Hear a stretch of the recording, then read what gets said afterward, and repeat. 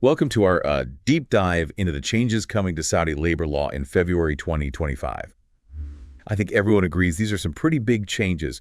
Luckily, we've got some great insights from SaudiHires.com. They've put together some really useful resources like a gratuity calculator. They've even got like color-coded comparisons of the old and new laws so you can really see what's different. And that's really helpful because, like I said, big changes. It is impressive, and it speaks to the larger transformation that's happening in Saudi Arabia's labor market. Yeah. Yeah, these amendments, they're really aimed at making the labor environment a lot more structured and a lot more transparent. Yeah. And fairer.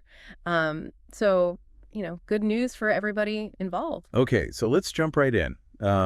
Where do we even begin with all these changes?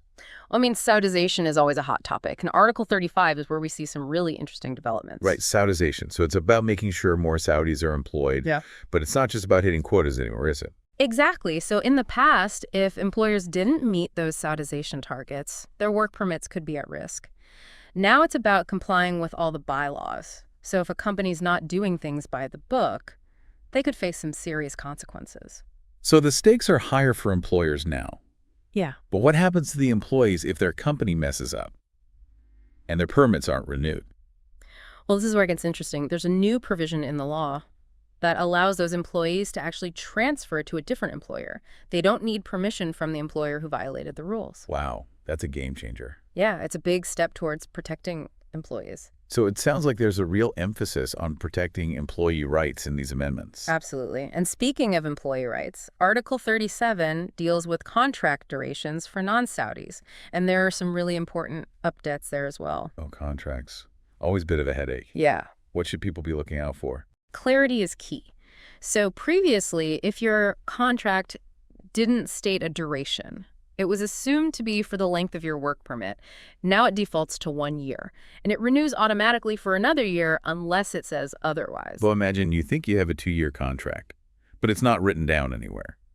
And then suddenly you're hit with this automatic renewal after 1 year. Exactly. It could cause a lot of confusion. This is where a tool like that color-coded comparison on SaudiHires could come in handy. Yeah. Yeah, you can see exactly what's changed and make sure your contract is up to date. Yeah, absolutely. It's a great resource for employers and employees. Okay, so we've talked about Saudization, we've talked about contracts.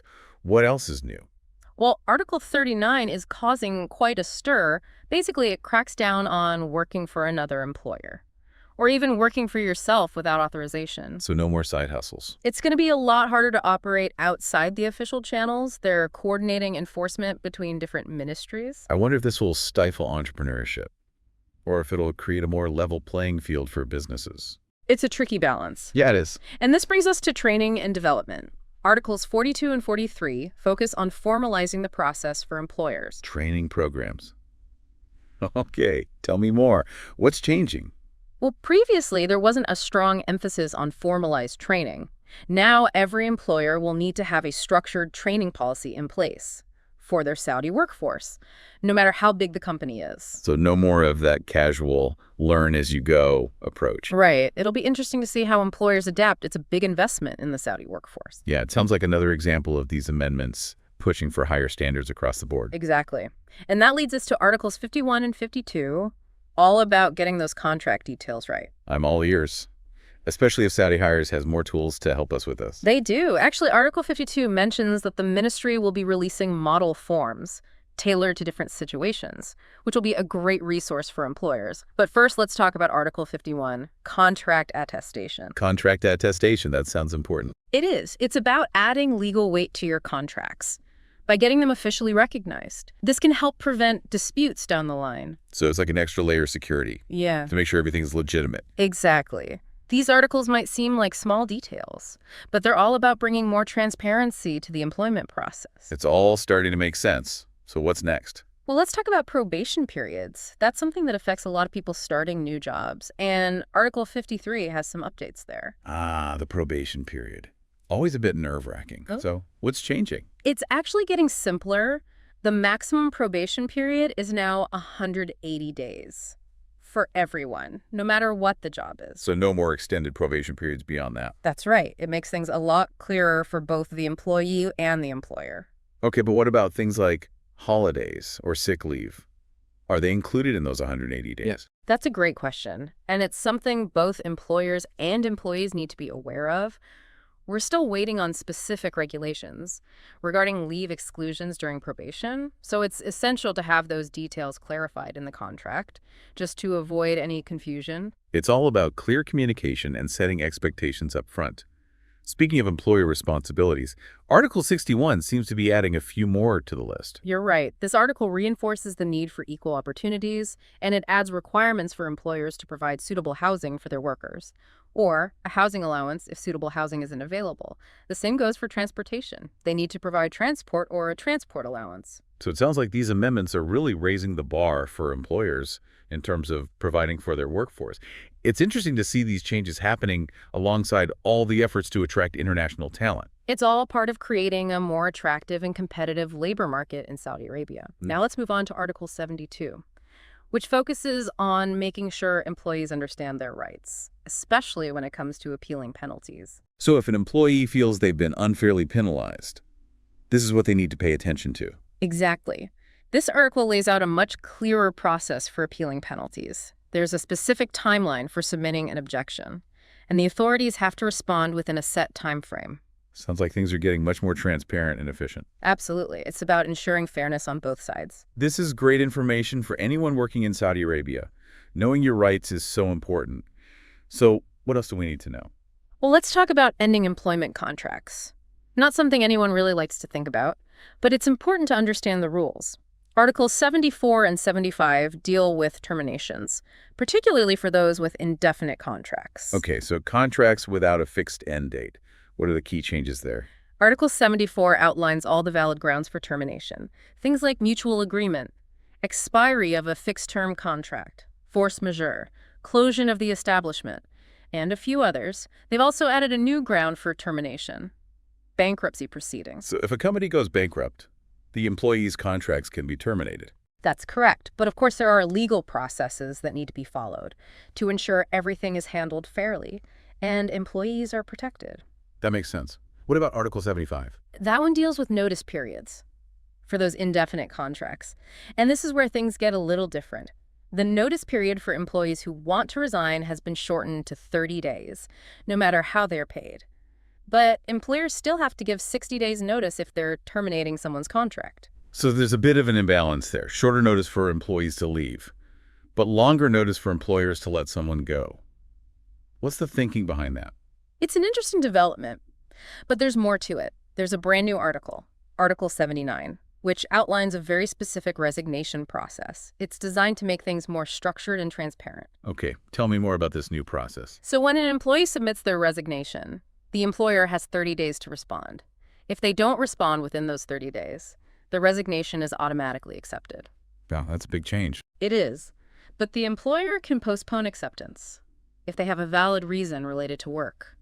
But they have to explain it in writing to the employee, and the postponement can't be for more than 60 days. So there's still room for negotiation, but it's all very clear and time-bound. What happens if an employee changes their mind about resigning? They have 7 days to withdraw their resignation, unless the employer has already formally accepted it. This all sounds like a big step towards giving employees more control over the resignation process. I can see why these changes are generating so much discussion. Definitely. Now let's jump to Article 107, which focuses on overtime. There's a new option for employers here. Overtime. Always a hot topic. What's the new option? In addition to paying overtime at the usual rate, employers can now offer compensatory time off instead. So instead of getting paid extra for working those extra hours, you could bank those hours and take time off later. Exactly. But it has to be a mutual agreement between the employer and the employee. That seems fair. It gives employees more flexibility. It does. Now let's talk about something everyone loves: leave benefits. Articles 113 and 151 bring some good news, especially for families. Okay, I'm always up for hearing about better leave benefits. What's changing? Article 113 expands leave benefits for personal events. So previously you had 5 days for things like marriage, or the death of a spouse, parent, or child, and 3 days for the birth of a child. They've now added 3 days of bereavement leave for the death of a sibling. That's a welcome change. It is. What about leave related to childbirth? Any updates there? Yes. Article 151 extends paid maternity leave from 10 weeks to 12 weeks, with a mandatory 6-week post-delivery recovery period. They've also clarified the timing of paternity leave. Fathers now have 3 days, which must be taken within 7 days of the child's birth. So longer maternity leave for mothers. And a clear time frame for fathers to take paternity leave. It's good to see these changes aligning with global trends toward more family-friendly policies. Absolutely. It shows a commitment to supporting families. We've covered a lot of ground here, and I'm starting to get a real sense of how big these changes are. It's a lot to take in. Where do we even go from here? It really is a lot to process. I think one thing is clear. These changes are a big deal. It's not just like tweaking a few things here and there. It feels like a whole new era for labor law in Saudi Arabia. Yeah, it's a huge shift. And I think that the most important thing for everyone is to be proactive. Whether you're an employer or an employee, you got to stay informed, review the full amended law, and don't be afraid to get some expert advice if you need it. Yeah, it's definitely not the time to bury your head in the sand. And honestly, having resources like SaudiHires makes it so much easier to stay on top of things.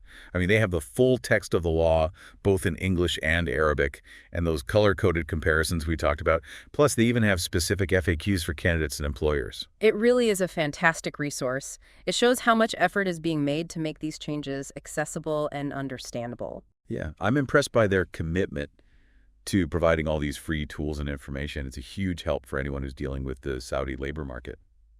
You mentioned earlier that the ministry is also releasing model forms to help with compliance, right? That's right. Article 52 says the ministry will be providing these forms tailored to different employment scenarios. It'll be super helpful for employers who want to make sure they're doing everything by the book. It's like having a cheat sheet to make sure you're not missing anything. I wish I had something like that when I was figuring out the visa rules for my trip to Saudi last year. All that legal stuff could be so overwhelming. Oh, absolutely. But it seems like Saudi Arabia is really trying to simplify things and make them clearer for everyone. Yeah, it feels like they're serious about making the kingdom more welcoming, both for local and international talent. I completely agree. It's an exciting time to see how these changes unfold and shape the future of work in Saudi Arabia. I think we can all agree on that. These amendments are a big step toward a more modern, transparent, and fair labor landscape. It's a win-win for everyone. Absolutely. And it'll be interesting to see the long-term impact on the kingdom's workforce and economy. So for our listeners, if you're feeling a bit overwhelmed by all this legal jargon, just remember, knowledge is power. The more you know about these changes, the better prepared you'll be to navigate the Saudi workforce, whether you're an employer or an employee. It really pays to be in the know. Couldn't agree more. Information is key. On that note, we'll leave you with one final thought. These changes are just the beginning. So what long-term impact do you think they'll have on Saudi Arabia? What do you think the future holds for the kingdom's workforce and economy? Let us know. Thanks for joining us on this deep dive. Until next time, stay curious.